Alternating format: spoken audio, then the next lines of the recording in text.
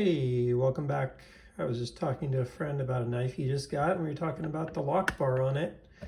I won't name the knife because I don't own it and don't want to just be talking smack about knives, but it brought something up, and this is a pretty expensive knife, like over $1,000, and he was really kind of disappointed at the Lockbar. So when I think of a really good one, this is probably the first knife that comes to mind.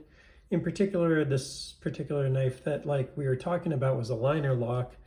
And I feel like it's almost even harder to do really well on a liner lock than it is on a frame lock. But you have pretty limited space. So you have to make sure that you do three things really well, in my opinion. One, you get a little bit of relief there. You can see if I look, directly at the knife, that I can still see the lock bar. So that's some relief cut out here. Two, you have to make sure that contact point that the finger hits is fairly comfortable. You don't have to, of course, but I'm saying for it to be really good from a user perspective. And three, the amount of pressure you have to apply should not be too exorbitant. It shouldn't be too light so that you do it by mistake or something, but it shouldn't be exorbitant where you're like really putting a ton of pressure and you feel like you're having to, if you feel pain in the tip of your finger, that's probably a bad sign. So this is a great example from Brown Knives. The Mini FSTI, which is an inset liner lock, I think was really well done.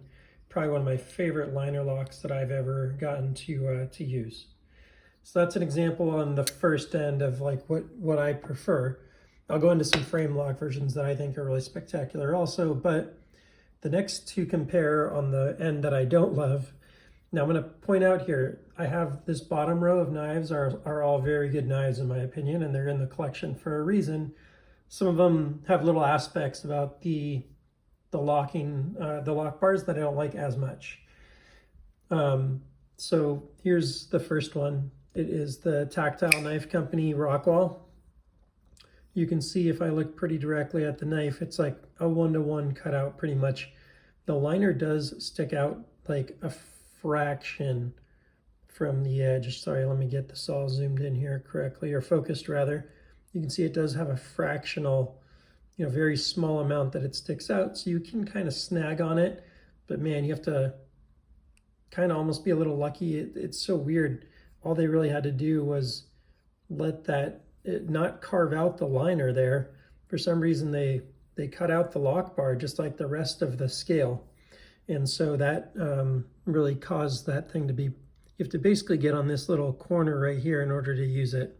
So that's pretty uncomfortable. You can do it. It's just a weird angle. Like you naturally expect to kind of push a liner that way. You have to pretty much go straight on it and then move your finger over and then it'll work. So that's an example of one that it's not a whole lot of pressure to get it over, but you have to either use your fingernail or you're kind of interacting with this weird spot and there's no relief.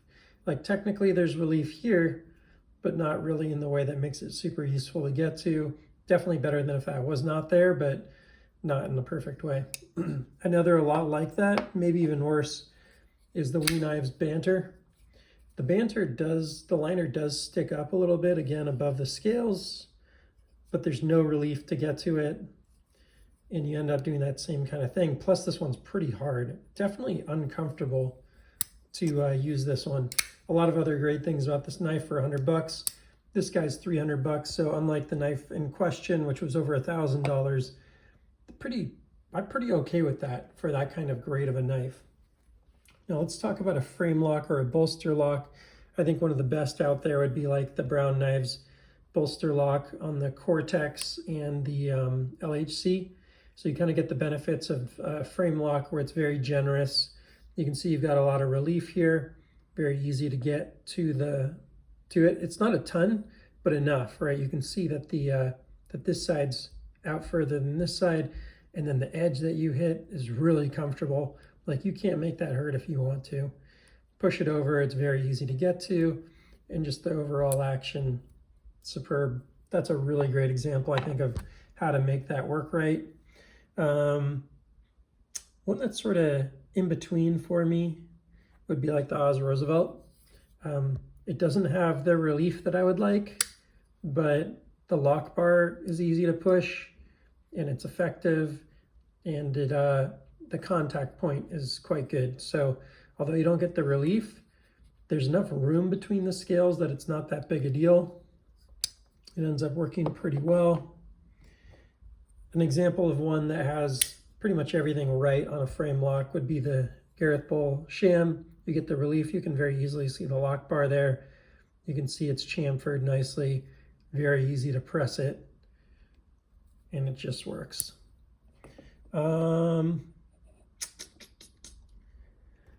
Another issue with lock bars is lock bar pressure. So some of them have an issue where the detent ball, for whatever reason, when you put lock bar pressure on it, acts completely differently. If I'm off the hinderer, I can roll it out. I should say if I'm off the lock bar. If I'm on that lock bar, very hard to roll it out. I have to push twice as hard as if I'm off the, versus if I'm on the lock bar. So that's another factor, I think.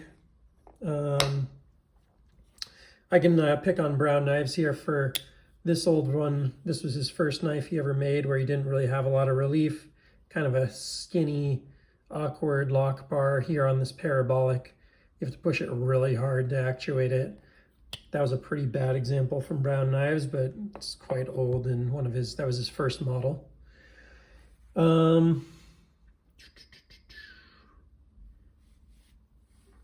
The SPK Lumia is pretty good. It does have one thing I don't like about it, which is that it is susceptible to lock bar pressure. Maybe one other thing is it does take quite a bit of pressure to push it over. So you do have to give that thing quite a squeeze, so you do feel that on the tip of your finger. Sorry for the in and out, I'm sure it's pretty annoying. The Utzler Duck has a pretty nice one, unfortunately also susceptible to lock bar pressure, but very easy to get to and very comfortable on the finger and easy to push. You can see it just swings right down very easily. And then the, I don't pull this out for a lot of videos these days, but the Rockstead has a really nice, I guess you'd call it an inset liner lock, but it's actually more of like a frame lock with bolsters on it in a way, but very comfortable on the finger and kind of luxurious to use that one there. Let's see if I can get a good focus on it. That's a really nice design there. Just enough relief here to get in there without a problem. Boom. My Rockstead's been used and abused, and so it's very easy to get that thing to fold. Another great one here for a frame lock would be the VC Edge interface. You can see there's some nice relief there, a nice chamfered edge, super easy to push it. That thing just works super well, love it. Example of one that's not as good here would be this, it's not terrible, but the A2 Knives A9, kind of skinny where it ends up going. It's like, doesn't give you a lot of room.